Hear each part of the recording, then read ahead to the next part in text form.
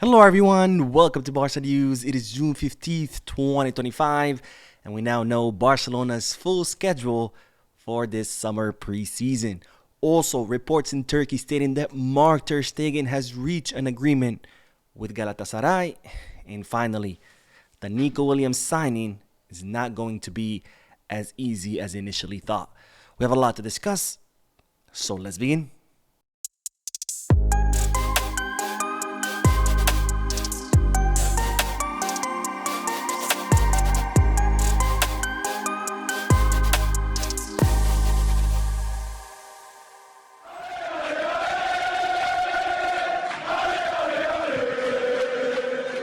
Hello everyone, welcome to the channel. My name is Mo and we'll begin this video with the news that La Liga are now considering Barcelona's proposal as far as separating their financial fair play by team. Now, if you don't know what I'm talking about, Barcelona have been for a while suggesting to La Liga to separate their financial fair play because, as you know, Barcelona is not just the first team. They also have the women's team, they have the academy teams, basketball, hockey, indoor football, handball, etc., etc.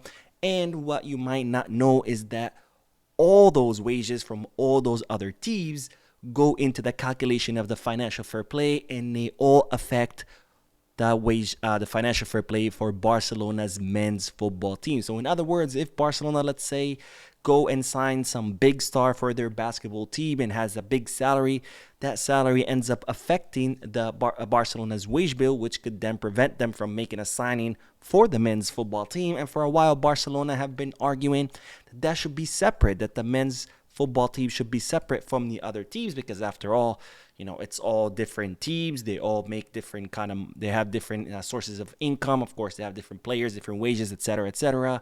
Plus, it's not fair that Barcelona have to take into consideration all these other teams that they have when many of La Liga clubs don't have other teams, right? They only have their football team, and that's it. Maybe they have a women's team, but they don't have, a basketball, hockey, indoor football, handball, etc., etc.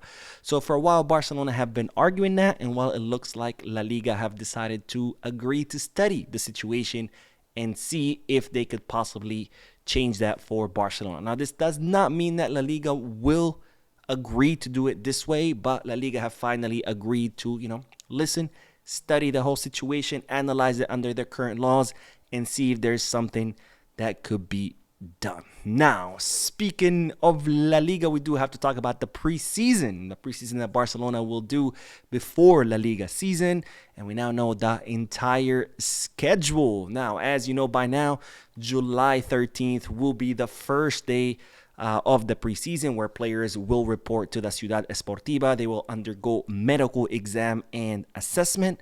The following day, July 14th, will be the first day of training.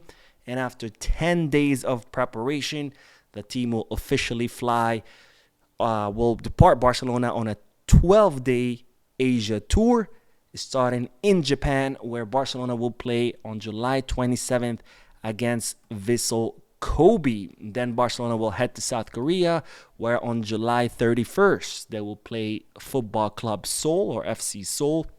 And then on August 4th, they will play against Daegu FC, Daegu Football Club, and that will conclude Barcelona's tour through Asia, where they are expected to make 10 million euros. Now, after that, Barcelona will head back to Spain, and on August 7th, they are expected to play a friendly in Casablanca, Morocco. I reported about this in the past. Barcelona were thinking about playing this friendly before flying to Asia to do their Asia tour, but it looks like Hansi Flick has rescheduled the match.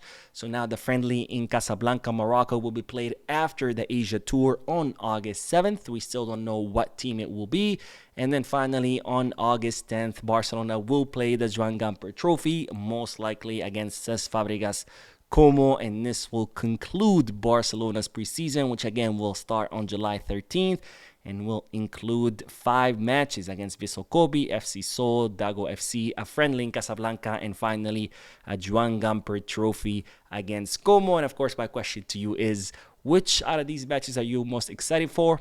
Honestly, I'm just excited for the season to begin, because whenever there's no Barcelona football, it's always a sad time for me, and I'm sure that's how you also feel. All right, on to the next news, and this is a bombshell of news, because, ladies and gentlemen, in Turkey, the media outlet Fanatic, which is one of the main media outlets in Turkey, it's the media outlet that broke the story that Arda Güler was going to be joining Real Madrid over Barcelona, because, as you might recall, all sources were saying that Güler was going to join Barca. Fanatic were the only ones who said that he was actually going to join Madrid. They ended up being right. But now, Fanatic are reporting that Ter Stegen has reached an agreement with the Turkish club Galatasaray. Now, this media outlet states that Ter Stegen and Galatasaray have reached a full agreement between the two for Ter Stegen to join them during this summer transfer market, and that the next step will be for Galatasaray to approach Barcelona, let them know that they have reached a personal agreement with Ter Stegen, and try to, of course, negotiate a deal for the transfer of the German goalkeeper to the Turkish club. Now, the report goes on to say that Galatasaray would be open to a low transfer fee, paying like a small transfer fee for the services of Ter Stegen.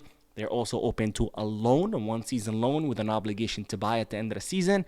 But, of course, their priority would be a free transfer, where Barcelona would rescind Ter Stegen's contract. Ter Stegen can join them on a free transfer. That way, they can pay him a higher salary. Now, as far as Barcelona, the club are stating that they're not aware of any agreements between Ter Stegen and Galatasaray.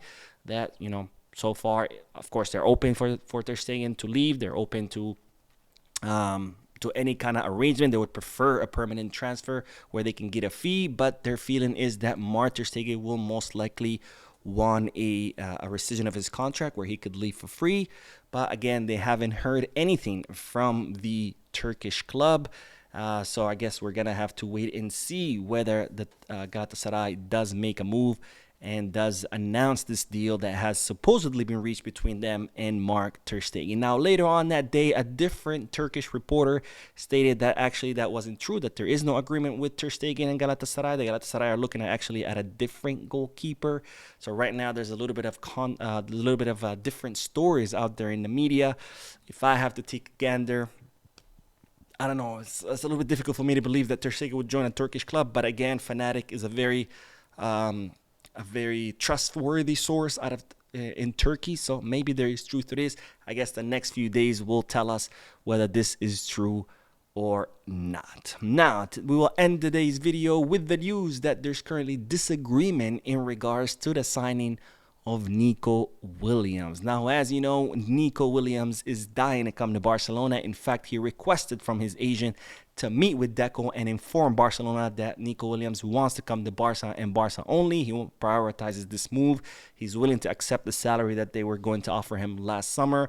And of course, his agent, Felix Tainta, did meet with Deco to inform him this. And now Nico Williams is no longer a ruled out player. As you might recall, Barcelona had ruled out the transfer of Nico Williams because he had rejected Barcelona. And, the only way Barcelona would consider him was if he made the first move, which he has now done. So he's no longer a ruled out player.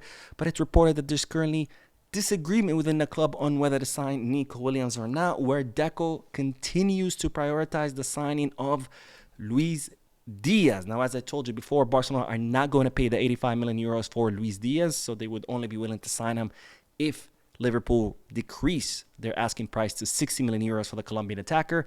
But if they don't, then Deco would be open to sign Nico Williams. And then there's other people in the club who think that Nico Williams is the right guy for Barcelona. Now, either way, whatever happens, the problem is, of course, that Barcelona need to offload someone in order to generate the funds to pay for Nico Williams' release clause. So that's going to be another obstacle. So even if there was consensus within the club and everybody said, let's go for Nico, the problem is that we're going to have to figure out a way to pay for that release clause. Now, the good news is that Nico Williams is willing to wait several weeks to see what Barcelona come up with. So for now, he's going to wait for the club. We'll see what the club can do. But Deco, come on, man. Nico Williams, bro. That's the answer. But I guess he thinks it's Luis Diaz. Anyways, that is all the news for this club. I will be uploading for this video, not for this club. For this video, I'll be uploading another video shortly, so stay tuned to the channel. Don't forget to hit the like button, subscribe to the channel, drop a comment. And as always, Visca Barça.